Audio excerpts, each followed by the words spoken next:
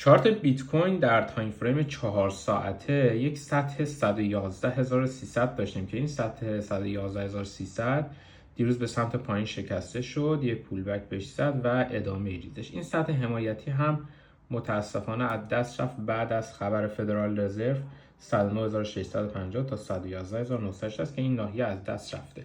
الان یه سطح حمایتی مهمی دیگه داریم 108660 که در صورتی بیت کوین میتونه به ادامه اصلاح و ریزشش ادامه بده که زیر این سطح 108660 تثبیت بده. در غیر این صورت میتونیم انتظار یه سری حرکت‌های صعودی رو روی بیت کوین داشته باشیم. این سطح حمایت داینامیک رو هم که از برخورد این دو تا شادوی بلند که لیکویدیتی جمع کردن تشکیل شده هم زیر نظر داشته باشین. یعنی بیت کوین به نظر من میتونه یه همچین حرکتی داشته باشه، اینجا بیاد یه حرکت این شکلی داشته باشه و بره به سمت بالا.